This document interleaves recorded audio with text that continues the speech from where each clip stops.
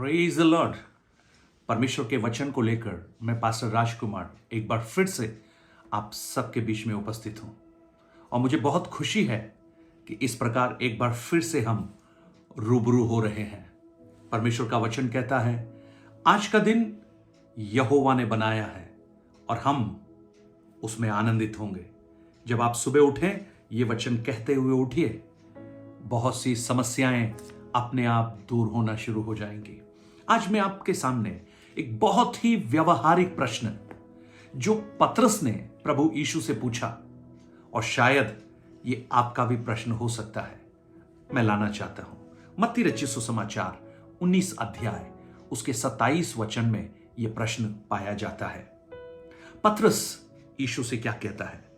देख, हम सब कुछ छोड़कर तेरे पीछे हो लिए हैं, हमें क्या मिलेगा? यह प्रश्न आपका तो नहीं है। पतरस यीशु का एक खास चेला है। सब कुछ छोड़ दिया, नाव छोड़ दिया, जाल छोड़ दिया, मछलियां छोड़ दी, लेकिन आप प्रश्न देखिए, हमें मिलेगा क्या? प्रियो, आप यीशु के पास कुछ पाने के लिए आए हैं?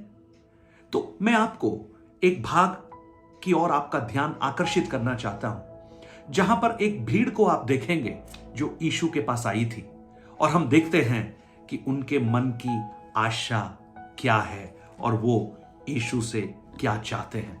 मरकुस की इंजिल उसका 8 अध्याय उसका 1 से लेकर कुछ वचन मैं आपके सामने रखना चाहता हूं। उन दिनों में जब फिर बड़ी भीड़ इकट्ठी हुई और उनके पास कुछ खाने को नहीं था, तो यीशु ने अपने चेलों में से एक को पास बुलाकर उनसे कहा, मुझे इस भीड़ पर तरस आता है, क्योंकि यह 3 दिन से बराबर मेरे साथ हैं और उनके पास कुछ खाने को नहीं। यदि मैं उन्हें भूखा घर भेज दूं तो मार्ग में थक कर रह जाएंगे, क्योंकि इनमें से कोई दूर से आए हैं। यीशु दिकापुलिस के क्षेत्र में है।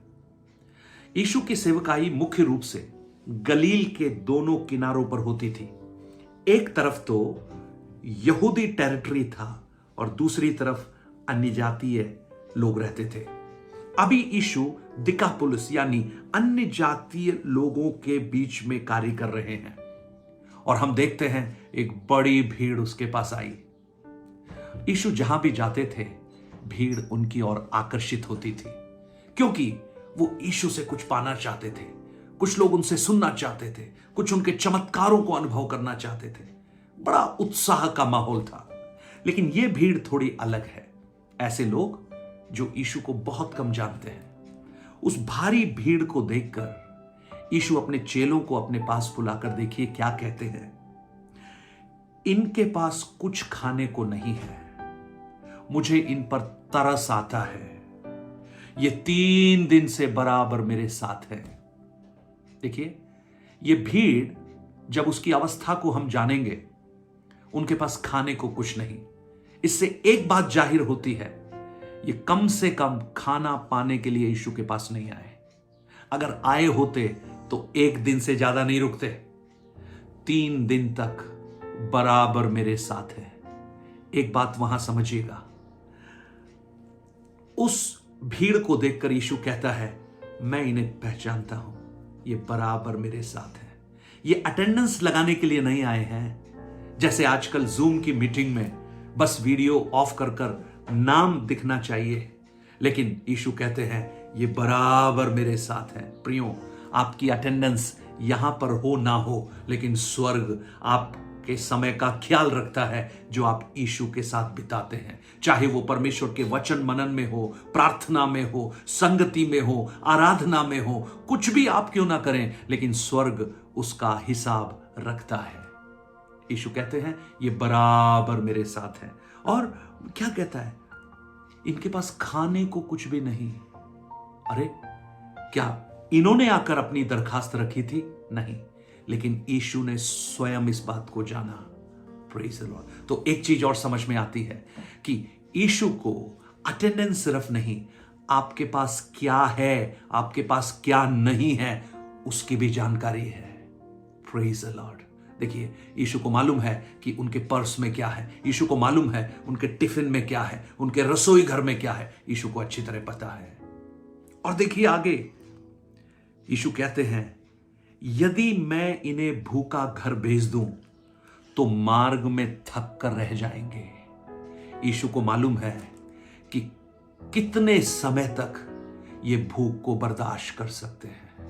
यानी हमारे शरीर की अंदरूनी अवस्था को भी भली भांति जानने वाला यीशु, ये थक कर गिर जाएंगे।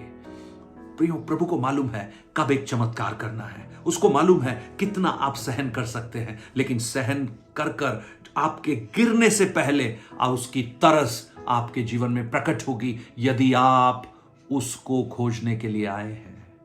और चौथी बात बड़ी खूबसूरत है, यीशु कहते हैं इनमें से कुछ दूर से आए हैं, यानी यीशु को उनका एड्रेस भी मालूम है।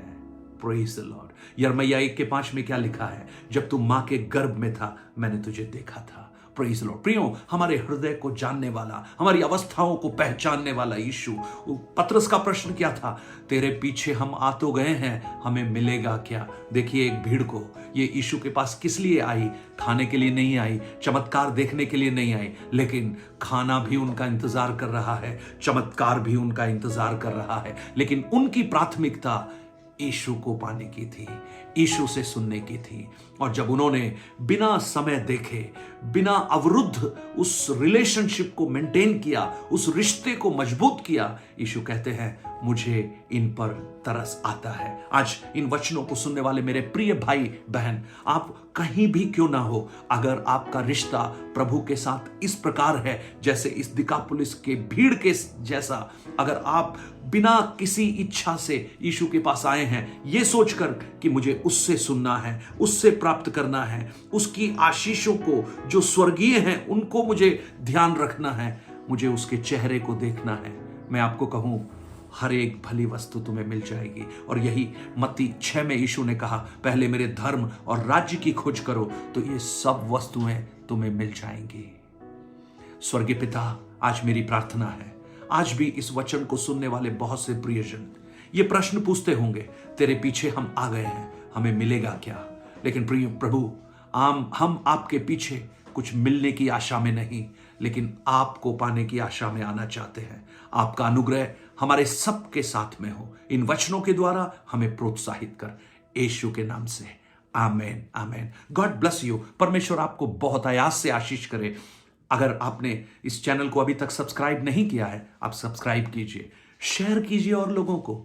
आप बहुत सारी बातें शेयर करते होंगे, लेकिन परमेश्वर के अद्भुत वचन को शेयर कर कर परमेश्वर के राज्य की बढ़ोतरी में अपना योगदान आप भी दीजिए। परमेश्वर आपको बहुत आयास से आशीष दे। God bless you.